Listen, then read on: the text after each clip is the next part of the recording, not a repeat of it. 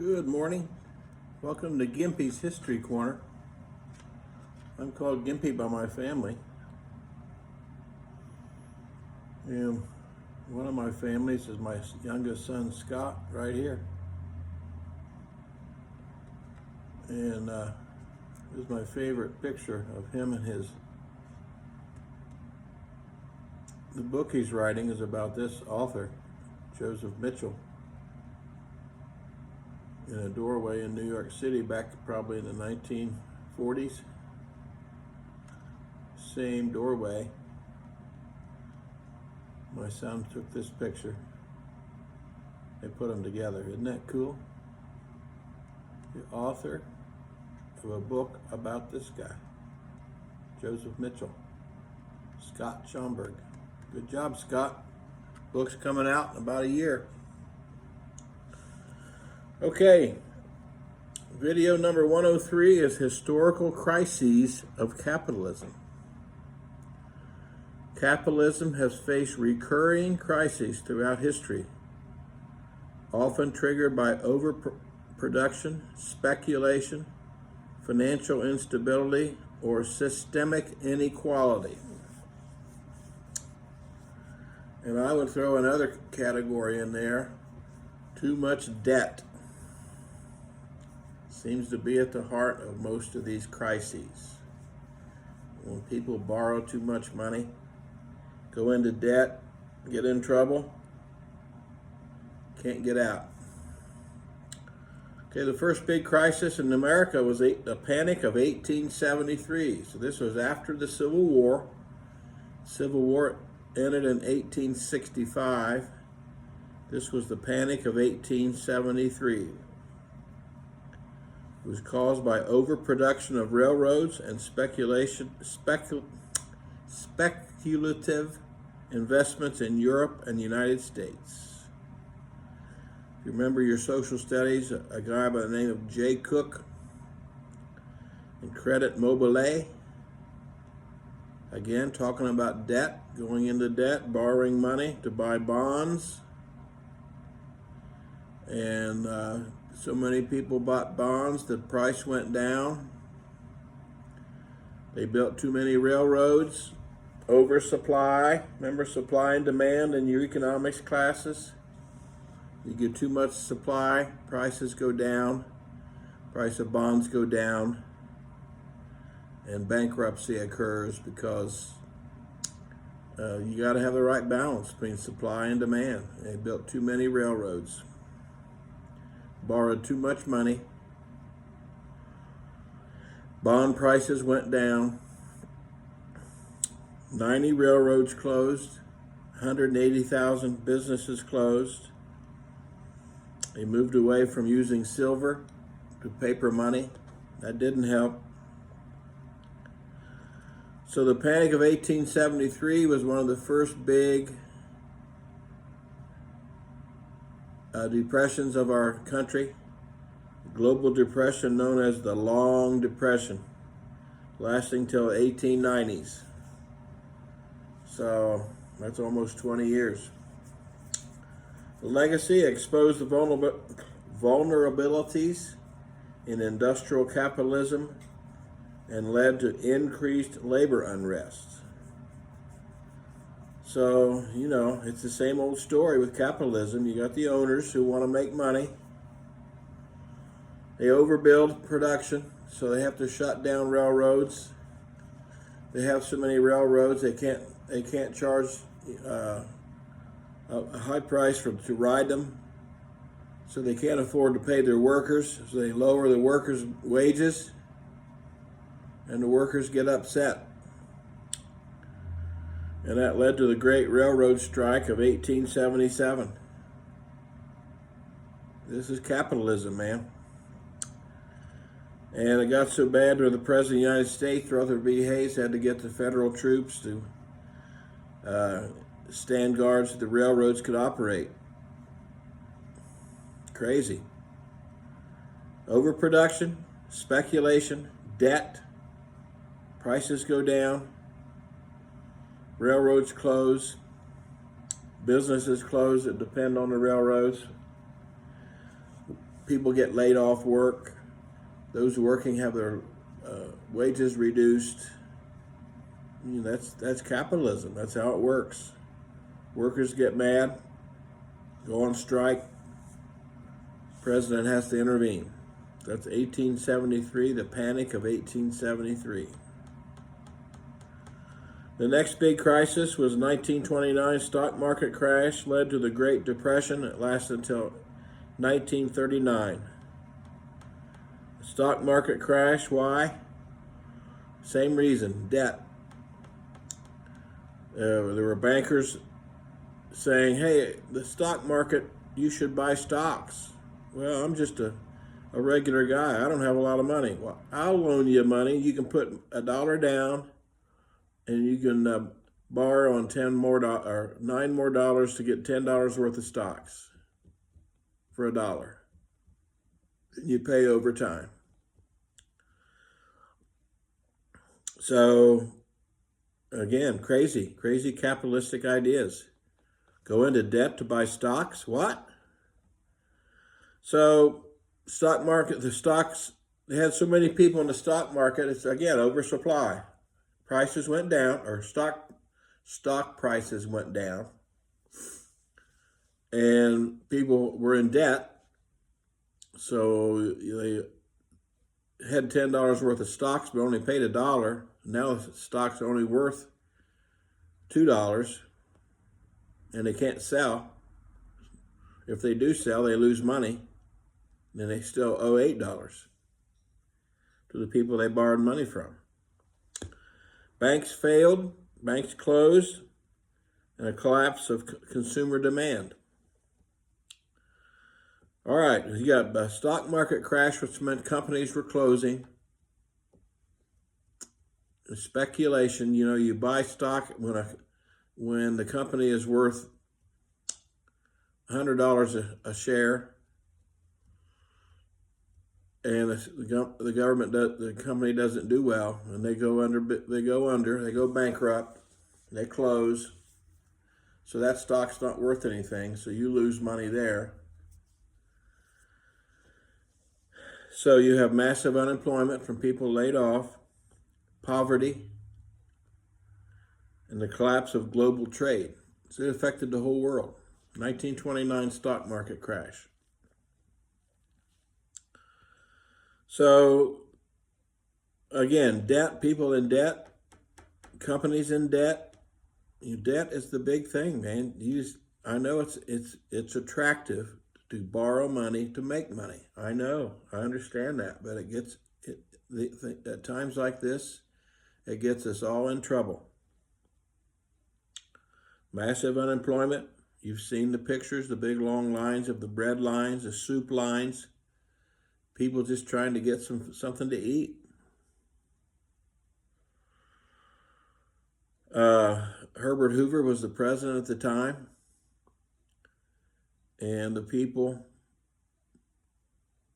were kicked out of their homes because they couldn't pay their rent, so they built shanties, which were little cardboard and small wooden sheds on like Central Park, New York, and like the homeless do today. They called those Hoovervilles because they partially blamed him for not helping them out.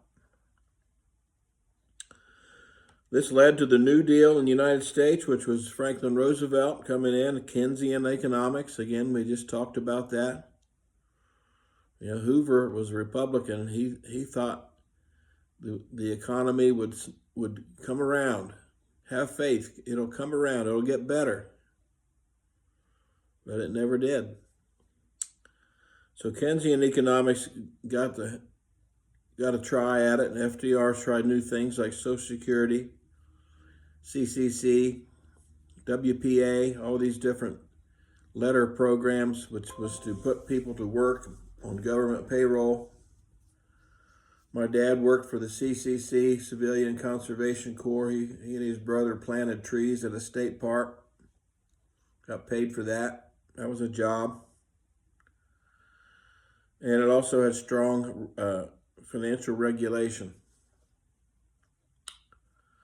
So the New Deal says, well, capitalism works, but you gotta be careful. You can't just go crazy and let the market do whatever it was, because you have panics in 1873. You have the stock market crash in 1929. If you just let it go its natural way, it hurts people. Now, man, it's so hard.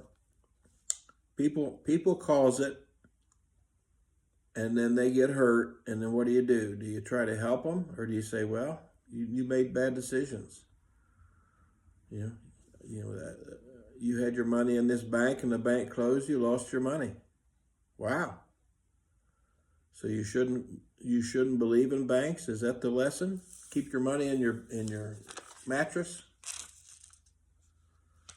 Okay, so the only thing that really saved us from the 1929 stock market crash and the Great Depression was World War II started,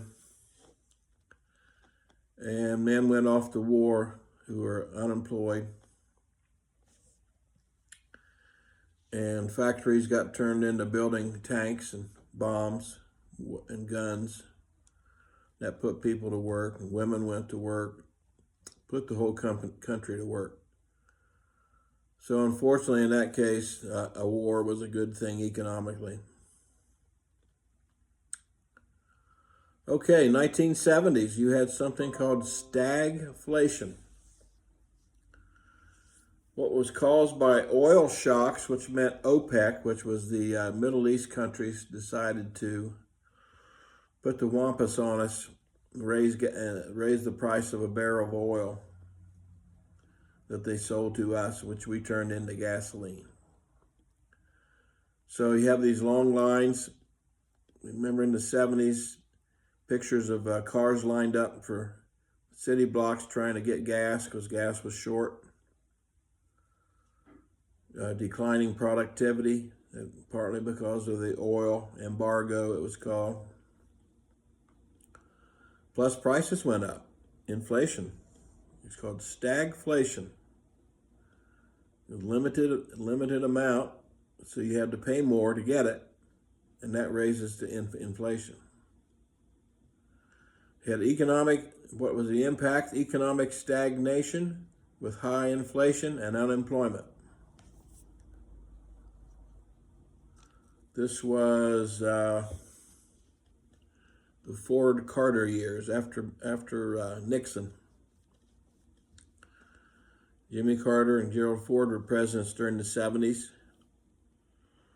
And it led to Ronald Reagan getting elected and the neoliberal Reaganomics.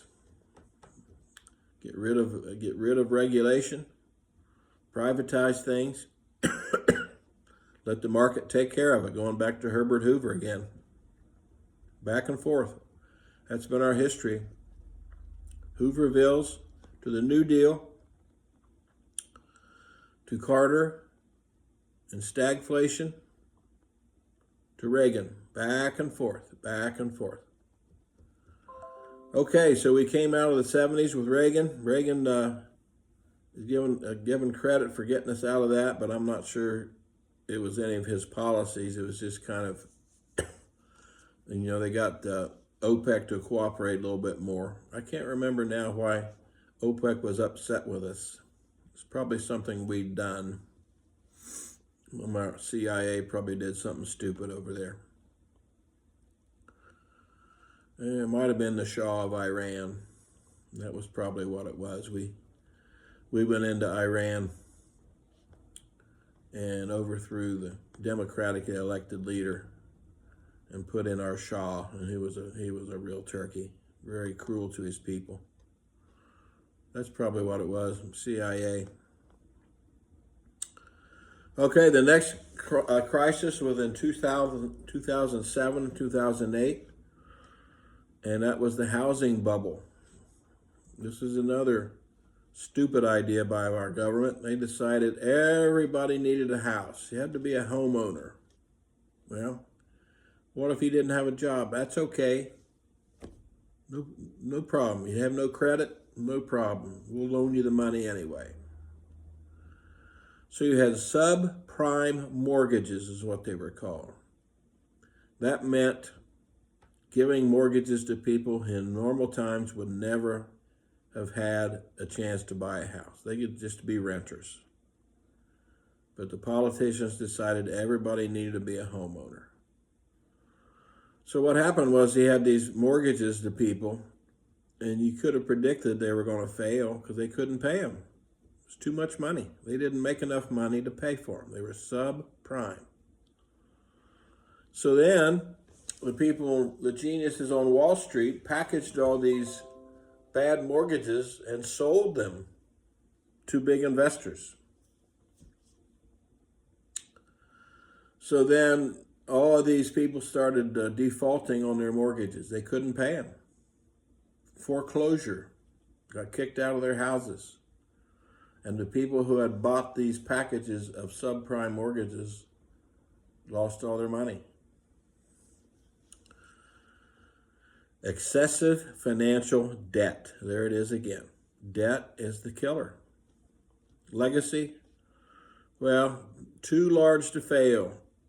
Remember that phrase, too large to fail. Bailouts, government bailouts. President Bush and Obama both backed the Congress bailing out these stupid companies that gave out these bad mortgages and then packaged them together into subprime mortgage packages. So the taxpayers bailed out the ignorant, stupid, capitalist politicians and bankers in 2008. That led to debates over inequality and financial reform. So those are three well-known crises of capitalism I've gone over here today. What are the themes across these crises? Overproduction and underconsumption, the recurring contradiction. Too many railroads, not enough railroad riders,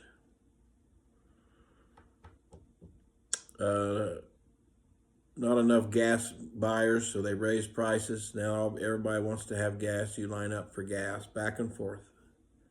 Speculative bubbles fueled by deregulation and financial innovation. So you had the housing bubble, then the dot-com bubble after that. It's where people get all excited about something new. They overspend, they go into debt. Crazy. And labor dislocation is the other thing. Fueled by deregulation and disproportionate harm to workers and marginalized groups. So these companies that fail, Lehman Brothers closed down, all those people got laid off. Enron, remember that gas company out of Texas that failed, had all those people out of work. Labor dislocation, it's called. You have to go find a new job. Well, that's part of capitalism, unfortunately. Jobs are not guaranteed. And policy shifts, like I've said before, it goes back and forth, back and forth. New Deal to Reagan, to more regulation. Now Trump's in charge, he's doing tariffs, that's a new thing. And he's laying off people, too many government workers. Prices are going up. They got rid of Biden because prices went up, and now prices are up now under Trump. What's going to happen? So Keynesian versus Reaganomics. Speculative investments include, here's some, we talked about speculation, getting them in trouble. Here are some examples. Cryptocurrencies, remember those? Penny stocks, in other words, very cheap stocks that normal people buy, and they borrow money to buy them. Options and futures, that's something you can do. You can buy, it's like betting. It's like betting on the stock market. I think that Cow futures are going to go up in 10 years, so I'm going to buy a cow future. Then what if they don't? Well, you lose money. Collectibles and fine arts go up and down. Foreign currencies. Some people just live off of foreign currencies, buying and selling. I knew a guy a few years ago was getting into that. I don't know how he eventually did. Startups and venture capitalists. These are the people with money who invest in new businesses. Sometimes they work, sometimes they don't. Real estate flipping. That's a big thing. Buy an old house, fix it up, and resell it. You know, sometimes that works, sometimes it doesn't.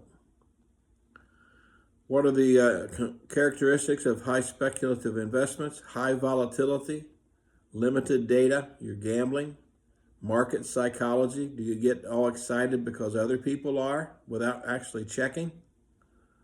Low liquidity, that means it's hard to sell. Whew.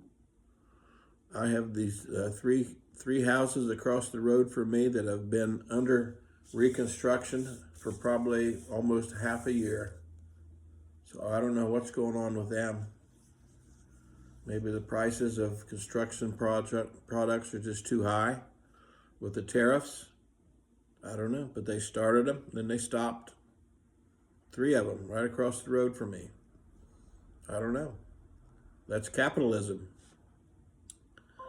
Okay, the next video, we've mentioned labor unrest several times in these early videos, so we're going to examine the rise of unions and labor unrest under capitalism. Okay, thank you. Have a great day.